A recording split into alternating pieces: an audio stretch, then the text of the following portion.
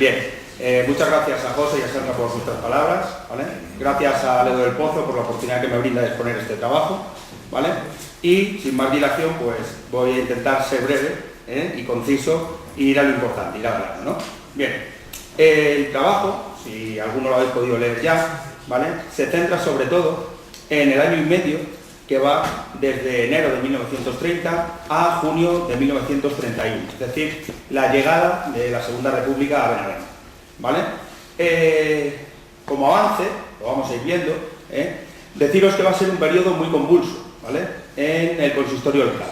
La exposición y el trabajo se centran únicamente en la evolución del consistorio, es decir, para ir un poco más allá y tener más noticias sobre la sociedad, la economía, la política, os recomiendo los artículos de Eduardo, que son un poco más globales, ¿no? Este se centra, como digo, solamente en la evolución del consistorio. Una evolución, como digo, convulsa, llena muchas veces de improvisación, como vamos a ver, ¿vale? Y que está acorde con lo que vive el país en esos momentos, ¿vale? Lo vamos a ir viendo. Bien, la inestabilidad es tal que desde enero de 1930 a junio de 1931 se llegan a suceder en Benavente 6 consistorios diferentes, ¿vale? Empezando por el que inicia el año 1930, que era el consistorio nombrado por la dictadura, presidido por Toribio Mayo, pasando a un segundo consistorio nombrado, como veremos, estoy haciendo un resumen, el 17 de marzo de 1930, que va a presidir Heriberto del Olmo, ¿vale? Llegamos a la fecha de las elecciones del 12 de abril, ¿vale? Vamos a ver y vamos a relatar cómo son esas elecciones y cuál es el proceso que da la alcaldía Félix Balbuena Artolazábal. Pasaremos por un breve periodo de 2 gestoras, ya veremos por qué se llega a esas gestoras, ¿vale?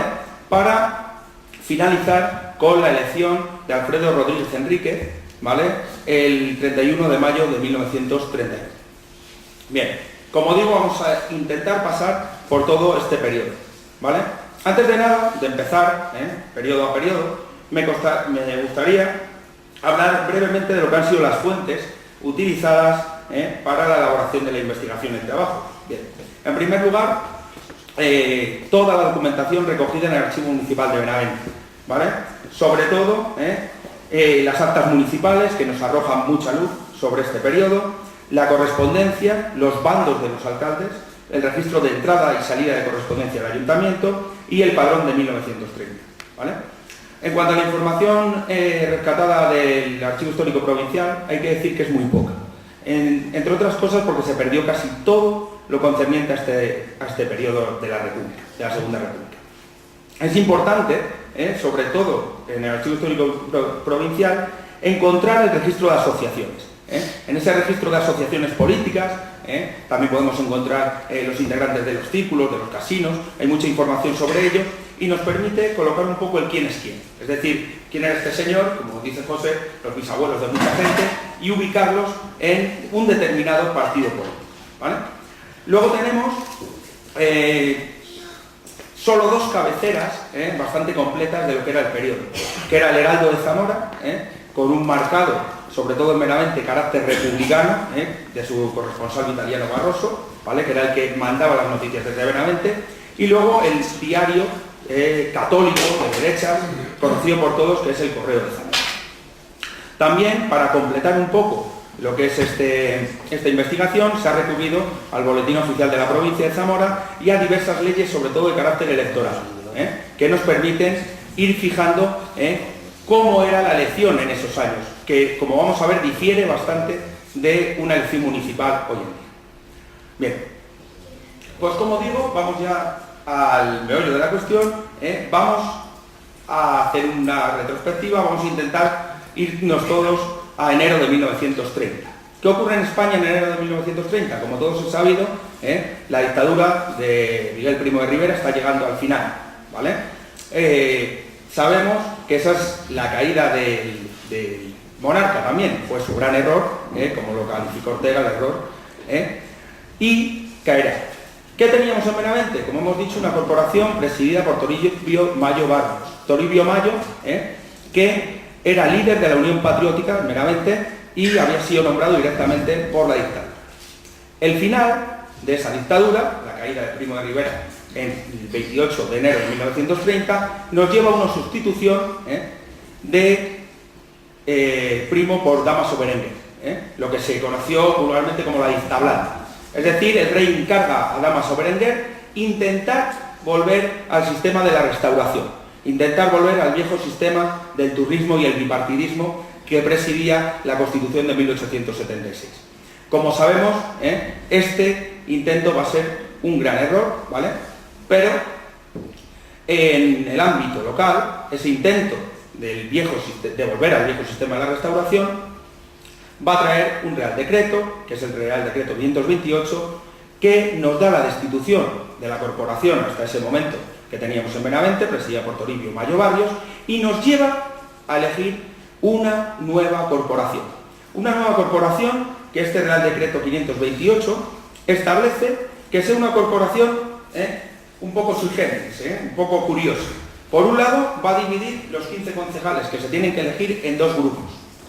8 concejales van a ser elegidos entre los 8 mayores contribuyentes del municipio, es decir, la gente que más dinero tenía, hablando vulgarmente, mientras que los otros 7 concejales restantes van a ser elegidos de los 7 concejales más votados en las elecciones parciales a municipio que teníamos entre el 17 y el 23. Bien, por tanto, esos concejales eligen en primer lugar a un alcalde transitorio por motivo de edad, como decía que había que elegirlo ese decreto 528. Ese alcalde interino es Manuel Grande Nieto, ¿vale? Y esto nos da una idea de que esto no era para nada democrático, como habéis visto con la composición de los concejales. El alcalde, el 17 de marzo, va a ser nombrado por designación real, es decir, nombrado desde Madrid, y va a ser el elegido Heriberto del Olmo Sendra. Heriberto del Olmo era una persona muy cercana a Leopoldo de Tordesillas, el conde de la Patilla, ¿vale? Y adscrito a esa corriente garciapretista que teníamos dentro de los liberales demócratas. Bien, se completa ese consistorio con 3 tenencias de alcaldía, como veis ahí, ocupadas por Juan Morán, Juan Otero Colino y Félix Balbuena Parami, no confundir con Balbuena Artolazábal, que es su hijo y del que hablaremos más adelante. Bien, ¿qué ocurre durante este periodo que va del 17 de marzo a 1930 hasta abril del 31 en el consistorio? Pues muy poca cosa. Es decir, hay muy poca actividad. Lo más destacado de este periodo son las numerosas renuncias de muchas personas ligadas antiguamente a la monarquía, que se van desligando de este movimiento local para ir engrosando lo que van a ser las filas del futuro republicanismo. Es decir, dicho en otras palabras, ocurre lo que está ocurriendo en España en esos momentos, que muchos antiguos monárquicos, como por ejemplo Alcalá Zamora, Maura, se desvinculan de la monarquía para ir aglutinándose en torno a opciones republicanas que les aseguren supervivencia socioeconómica en un futuro régimen. Este es el caso en Benavente de personas como Leopoldo de Tordesillas, ¿vale?, que era el antiguo jefe del Partido Liberal Demócrata, como os he dicho antes, y que va a concurrir a las elecciones también del 12 de octubre. Bien, entonces, poca actividad política, renuncias dentro de ese consistorio, y tenemos que ir viendo que paralelo a esta desintegración monárquica que sufre Benavente, como lo está sufriendo toda España, hay una reorganización de la oposición. Es decir, con los decretos del general Berenguer, que tienden al país hacia una mayor apertura política, con el restablecimiento de la ley de asociaciones en septiembre, pues van a ir apareciendo en nuestro municipio, o reapareciendo, en algunos casos, asociaciones que claramente tienen un ideario contrario a lo que era el régimen monárquico. En cuanto a los republicanos, aparece un partido, que es el Partido Republicano Español Autónomo. Es un partido muy heterogéneo, en el que, como está ocurriendo en diversos partidos, a la altura del verano y del otoño del 30 en España, solo tienen clara una cosa: a qué se oponen, que es a Alfonso XIII y al sistema de la Restauración. Pero, como veremos más adelante, está compuesto por gente republicana de derechas, gente republicana de centro y gente republicana un poco más escorada a la izquierda. Bien, Este Partido Republicano Español Autónomo, en cuanto a la oposición a la monarquía, va a tener un aliado, va a encontrar un aliado, que son todos los elementos socialistas que confluyen en torno a la Casa del Pueblo y a distintas sociedades adheridas a la UGT, el sindicato hermano del Partido Socialista. Ahí tenemos el caso de la Sociedad de Oficios Varios, la Sociedad de Carpinteros, la Sociedad del Metal, de Benavente, etcétera, etcétera.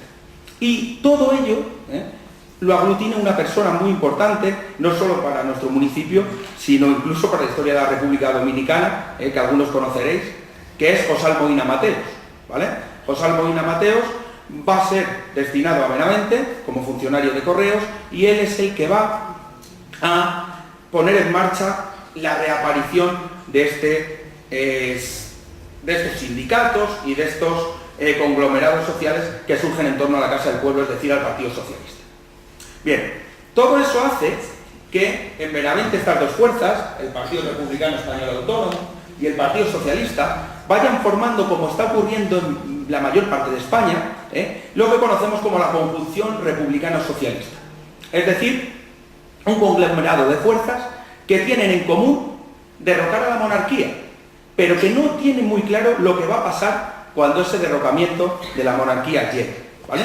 Para ello se establece un comité, que es el Comité Republicano Socialista, liderado por una figura clave que va a ser Emilio Mesa Valdés, farmacéutico de profesión, ¿vale?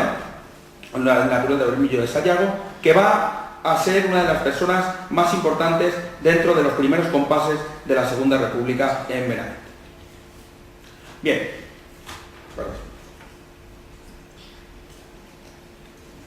El 14 de febrero de 1931, Dámaso Berenguer cesa sus ocupaciones en el gobierno y le sustituye el almirante Aznar, ¿vale? Con el almirante Aznar hay un cambio de planes. Lo que se preveían que eran unas elecciones a Cortes Generales son sustituidas por primero unas elecciones municipales y una vez que se celebraran esas elecciones municipales iríamos a unas elecciones a Cortes Constituyentes. Bien, en Benavente, como en el resto de España, las elecciones del 12 de abril son consideradas como un plebiscito, es decir, como una ruptura entre monarquía y república. Bien, antes de ir al grano en cuanto estas son las candidaturas, quién se presenta, cómo se presenta, tenemos que dejar claro cómo funciona el sistema electoral de la época, porque como digo es muy diferente al sistema electoral actual, ¿vale? Este sistema electoral se regía por la Ley Municipal de 1877 y la Ley Electoral de 1907, que disponían que para un municipio, como es el caso de Benavente, con 6.384 habitantes en esos momentos, se eligieran 14 concejales, ¿vale? Y de entre ellos saliera un alcalde, 3 tenientes de alcalde y un síndico. La figura del síndico era la persona que el ayuntamiento nombraba como representante para que le representara, valga la redundancia, en los juicios que el consistorio tuviera. Además, se establecía que para un cuerpo de 1.435 electores como Benavente, se dividiera el electorado en dos distritos. El distrito 1, que se denominaba en el boletín oficial de la provincia como el distrito de la encomienda, ¿vale? En torno a esta casa. Bien, y el distrito 2. Cada distrito elegía 7 concejales cada uno. Pero, ojo, ¿cómo se elegían estos concejales? ¿Cómo votaba la población? Lo hacía de una manera un poco curiosa, que era con listas abiertas. Ahora nosotros estamos acostumbrados a las listas cerradas, ¿no? Nos viene sobre el partido, lo metemos y ya está, ¿no? Aquí había que marcar 5 candidatos. Podías alternarlo de las distintas listas, con lo cual no se elegían... Pues me quito el micro y ya está. Ah, vale. Sí, es un poco ahí. Bueno, como digo, se podían alternar. ¿Por qué solo se dejaba tachar 5 concejales? Que tú podías ser 2 de una lista, 3 de otra. Porque el sistema lo que pretendía era dar una mayoría y una minoría. Es decir, como vamos a ver, si son 3 listas las que confluyen a la cita electoral, la primera se va a llevar 10 concejales, 5 y 5, es lo más normal. La segunda se va a llevar 4 concejales, 2 de un distrito, 2 de otro, y la tercera no se va a llevar nada, ¿vale? Eso era lo que perseguía este sistema. Lo vamos a ver ahora con los resultados. Bien, ¿Qué candidaturas se presentan a estas elecciones del 12 de abril? Bueno, se presentan dos candidaturas claramente dinásticas, es decir, que abogan por una pervivencia de la monarquía, ¿vale? Aunque con matices, hay muchos matices entre ellas, que son Acción Benaventana, que es una lista vinculada a la derecha local, es una lista vinculada a los terratenientes y a los oligarcas del pueblo, ¿vale? Y que está presidida por el antiguo alcalde del periodo de la dictadura de Primo de Rivera, que era, como hemos dicho, Toribio Mayo Galos. A su vez, otra candidatura es la liderada por Leopoldo de Tordesillas, que, como digo, es la candidatura que se presenta bajo el amparo del Partido Liberal Demócrata. Ambas defienden esa pervivencia de la monarquía de Alfonso XIII. ¿Y en contra qué tenemos? Pues, como hemos dicho antes, la conjunción republicano-socialista.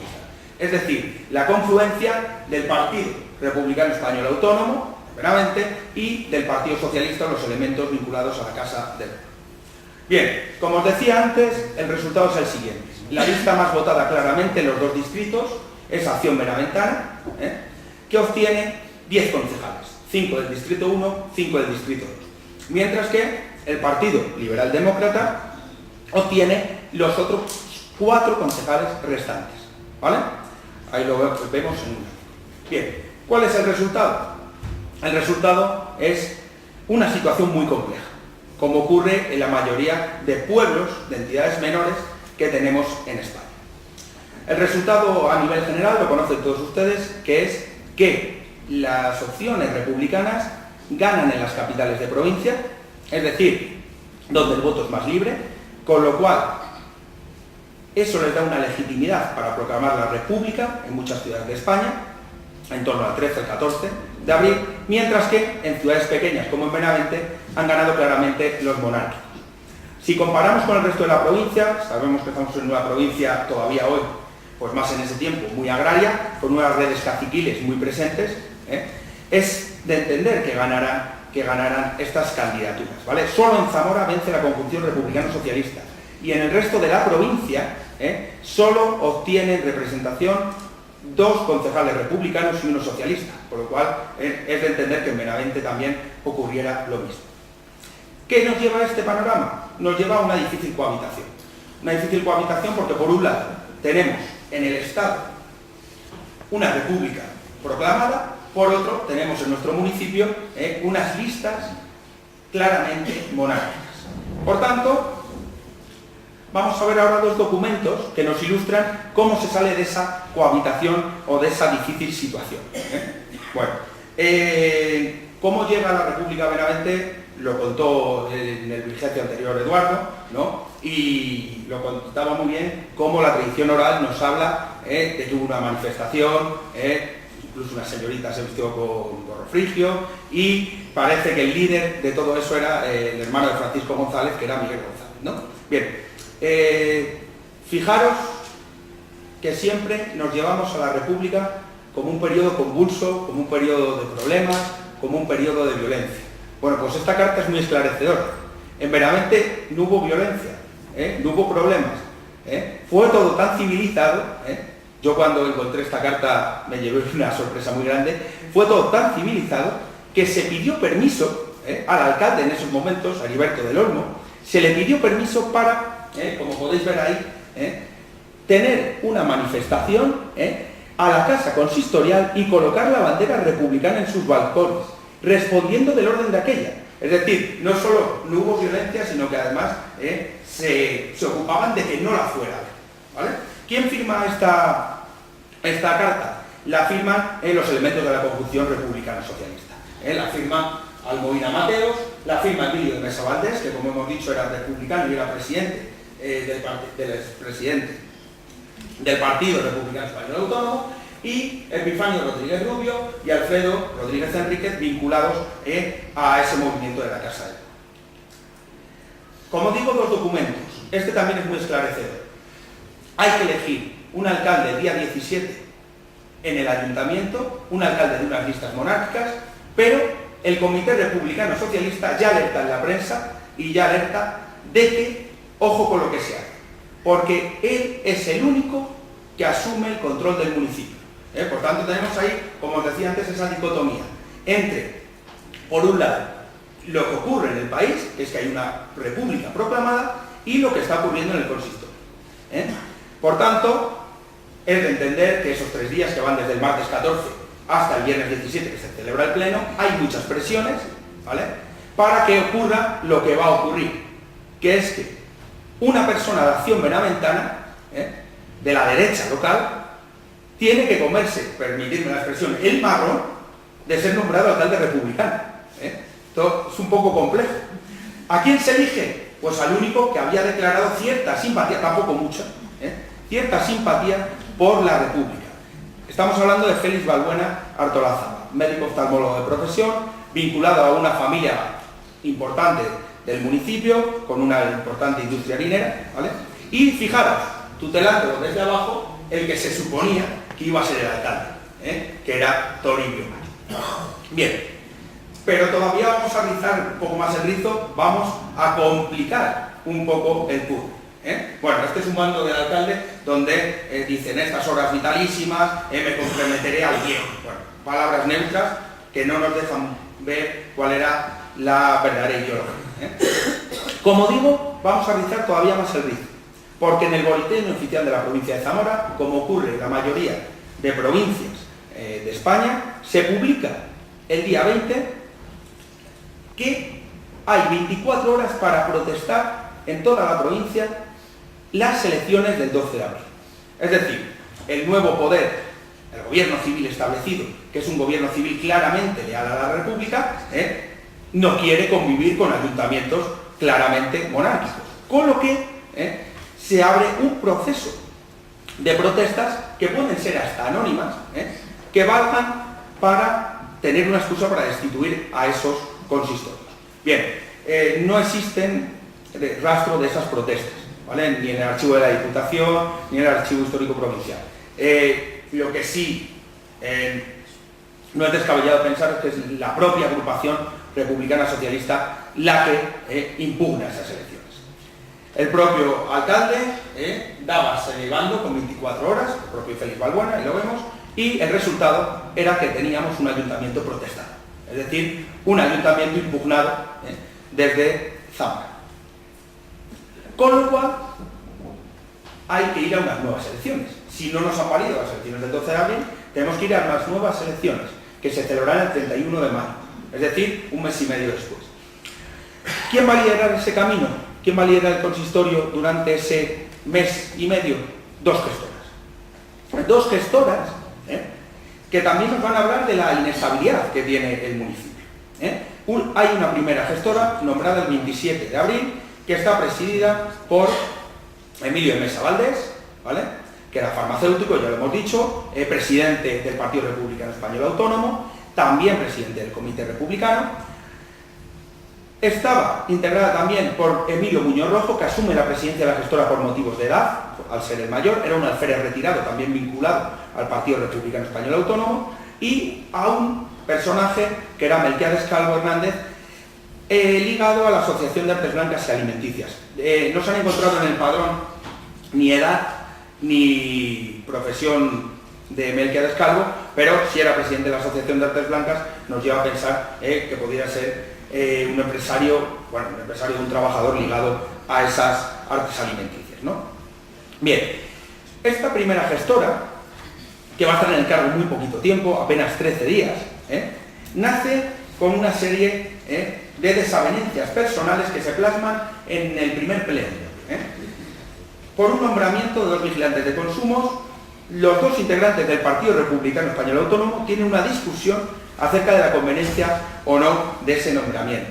Bien, además es una gestora en el que en los pocos días que está vigente aprueba medidas significativas como lo son la imposición del 1 de mayo como fiesta, es decir, un elemento o una decisión que se puede calificar de muy radical en esos tiempos.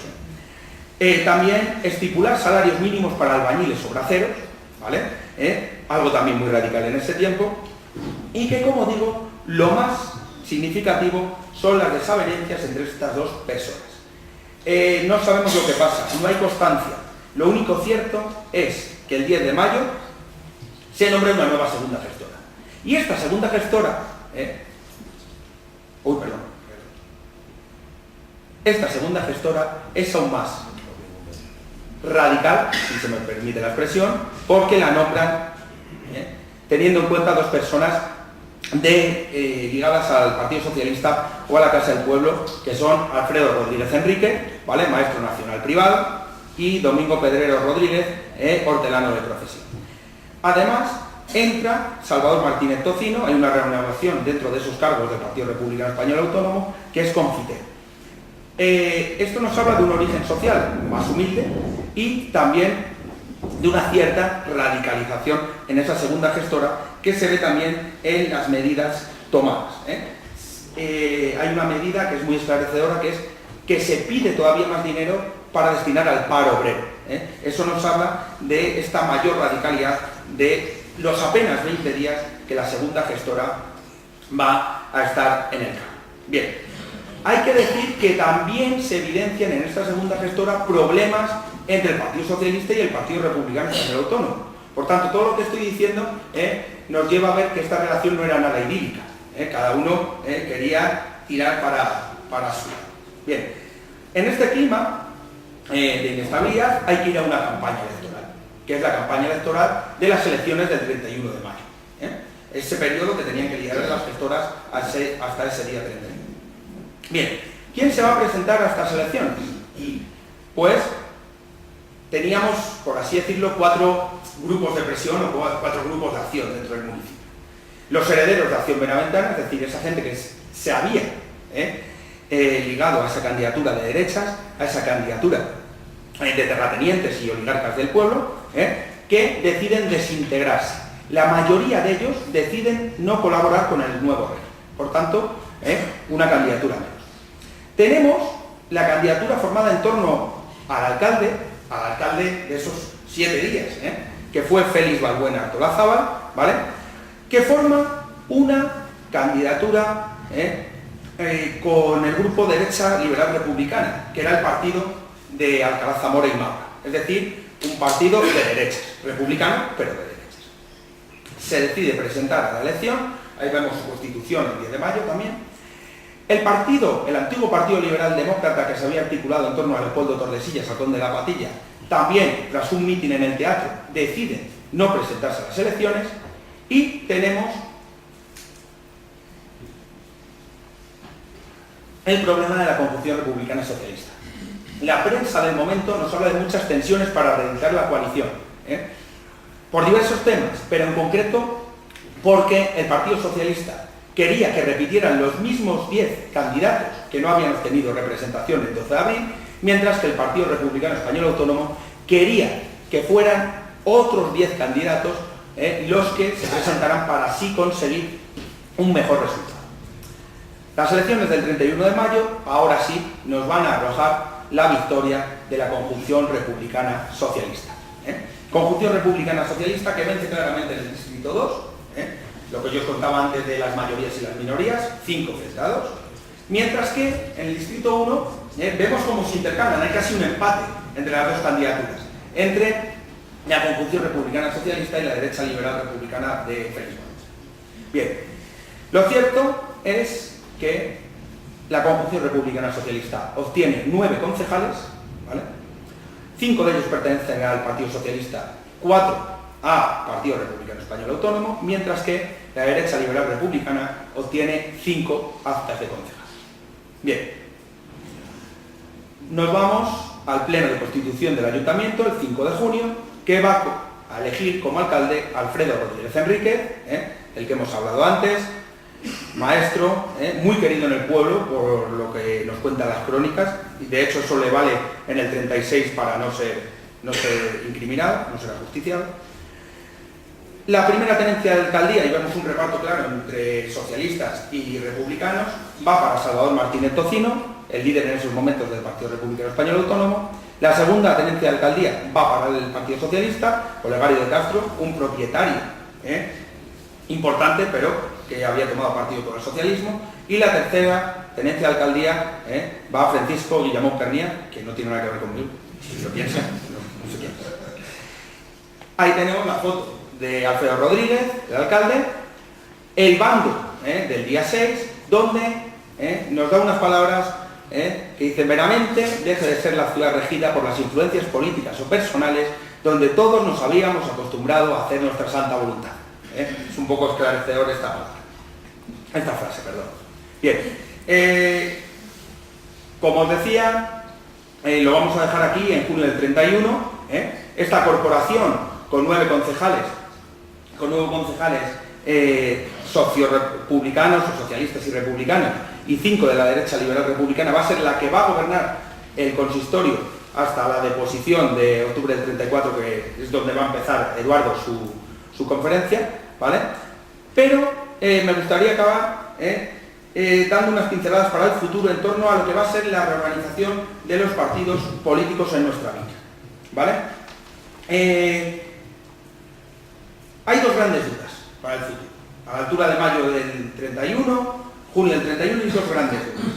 Que es: ¿qué van a hacer las élites ligadas a Acción Benaventana, es decir, los oligarcas, ¿vale? ¿Y qué va a hacer ese conglomerado muy heterogéneo que era la conjunción republicana socialista? Donde había gente, como dije antes, más de derecha, más de centro, más de izquierda, ¿vale? El panorama va a ser el siguiente.